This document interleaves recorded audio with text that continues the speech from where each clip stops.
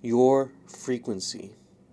You may have heard the term before, but what exactly is your frequency?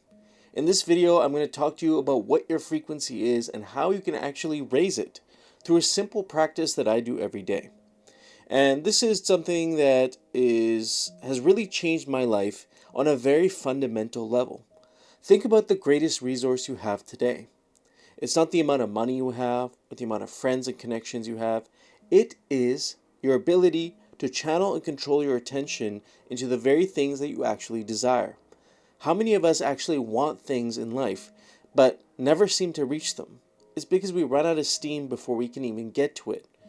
But through the simple practice of meditation, this little technique that I've been doing every day for probably over the last 6 months now, 6 or 7 months now, that has given me a type of ability, what I would call a hyperhuman ability that many of us, all of us, have within us.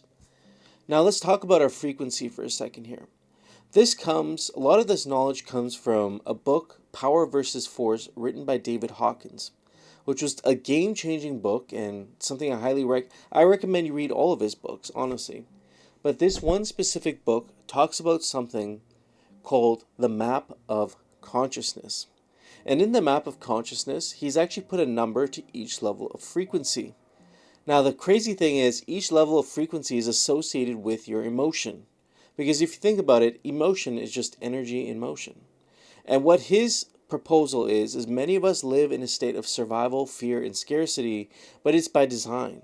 It's a system that we live in that we call the survival paradigm that's designed in such a way that it keeps your fear-based lizard brain, your lower level of mind, continuously activated. This puts you in a lower level of frequency.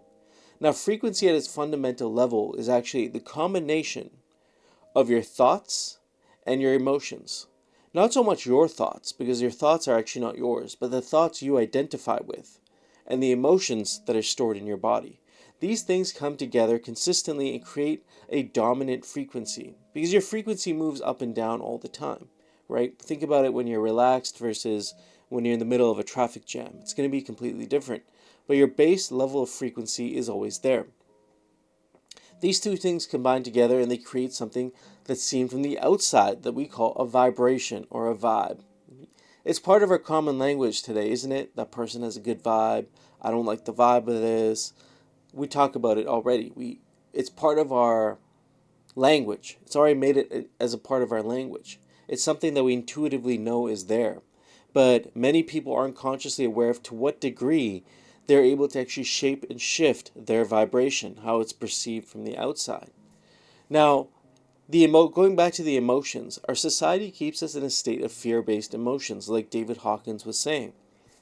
And I find it interesting that, first of all, how easy it is to break out of it, but how the mind can deceive itself continuously to never reach those levels.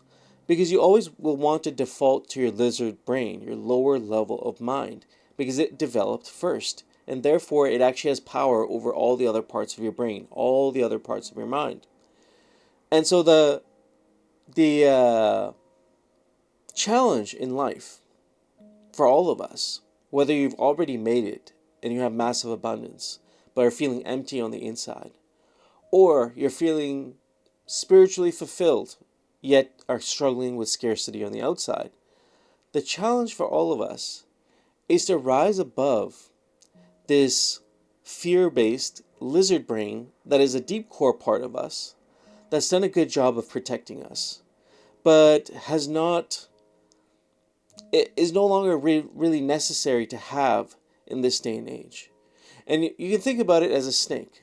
The common analogy, and you can see here in this sort of symbolism, but the common analogy that we see throughout history is the snake winding up a pole. But what exactly is the symbol of a snake?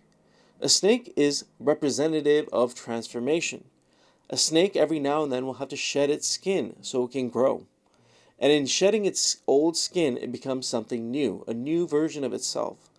And this is kind of this process that we're going through in life, that unconsciously we stumble through sometimes. You shed that layer of skin through maybe some chaotic event that happens and you find your way through it through adversity.